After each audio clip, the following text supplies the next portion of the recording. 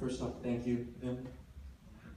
My question is in regards to the use of technology in the film. I was really taken by how accurate it seemed for being before the year 2000, and the ways that the characters use technology to communicate and find each other is very accurate to how we use it today to find one another. I was wondering if you were thinking about the future in utilizing technology, or if that just sort of happened and became true. Steve Jobs for his mom. Steve was still in the garage.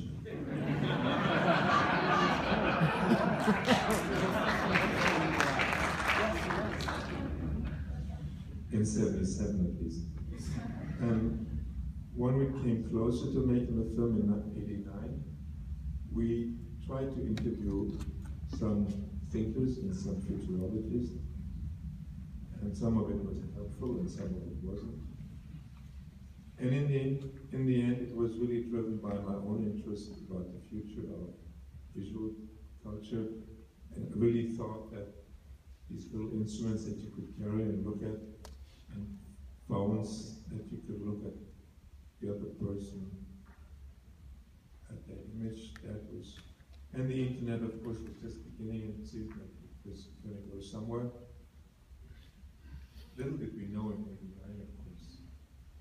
And with some, I think we were pretty much with the money, and other things was right now sort of strangely dated. The one thing I'm most proud of is the process that the film invented to make blind people see. Because believe it or not, very, very similar process is used now. And the first images, and I'm in touch with lots of ophthalmologists all over the world because they've seen the film and liked it. And sending emails and getting emails from lots of people, and the actual images, the first images from the visual cortex of the person, dream images, look pretty much like us. The first images of a bird, for instance, from a man imagining a bird was pretty much it. It looks more pixely than ours. I can't blame them, they're only at the beginning. And the process is quite similar. Okay. Yes, there's a young woman there with her hand up. Hi, thank you.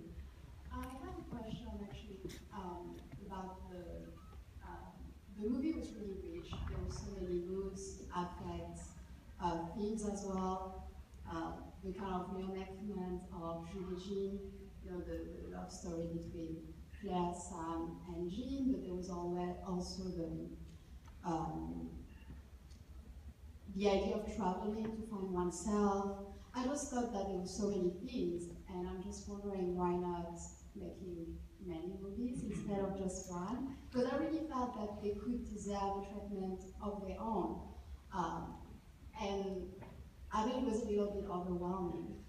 So I'll follow that up with now the idea of serial narrative storytelling in motion pictures is quite common, right? I mean, it's commonplace to think of this idea of maybe not many movies, but duration is not quite the problem with us then.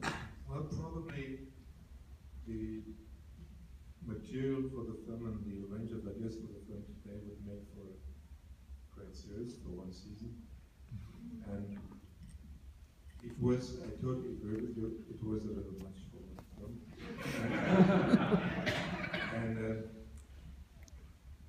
And I also proudly maintain we trimmed it down. And we cut 4 countries from the journey. And we cut a whole continent, South America, very painfully so. But it was, I mean, it's still too much. And I remember telling Michael Amareda the story for the first time. Michael, were you sitting? For them? Co-writer of the film, Michael Amareda. It took a day to tell you the story. And telling him the story, so Nick and I realized that was too much, because we started in the morning, and at the end we had laid down all the ideas on the poor man, and he was just a little overwhelmed. It was, yes, it was. That's why I call it ambitious. it was enough ideas for several movies. And then again, I couldn't take any of the elements out. I needed journey, and I needed a love story. I needed a love story of father and mother, father. So it is at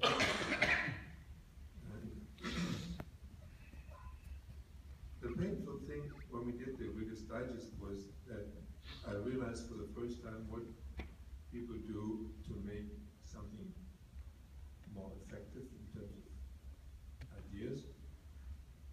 The first things we all cut were all the stuff that was just about music. The second thing we cut was everything that was remotely funny, because that all doesn't really carry the story. And in the end, we had the bare bones, and the bare bones were 2 hours and 37 minutes or something. And the bare bones are still in, but now they have flesh around. And you might be right. I mean, any dramaturge would probably forbid me to make a movie like this. So I have one last question. You gave your music collaborators and Al's an assignment of thinking 10 years ahead in the future, what they would be making in 10 years. I'm just wondering, is there anything, if you were to make another film which was set in a future, is there anything you would wish that would be true, that you could capture? 2025. 2025, not so long, not 10 years.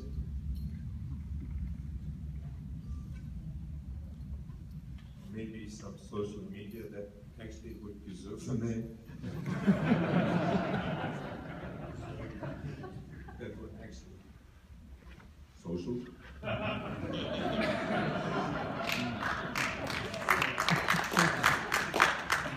But that's a tall order, because I think the culture goes somewhere else. The culture doesn't continue to make people lonelier. And the hard thing in the end of the film is, of course, how lonely they get each other with their devices. And at least as far as that is concerned, he was unfortunately right. But then again, the wish for the future would probably be for the stream machine never being invented. And again, it will inevitably happen. And we have the applause tracks.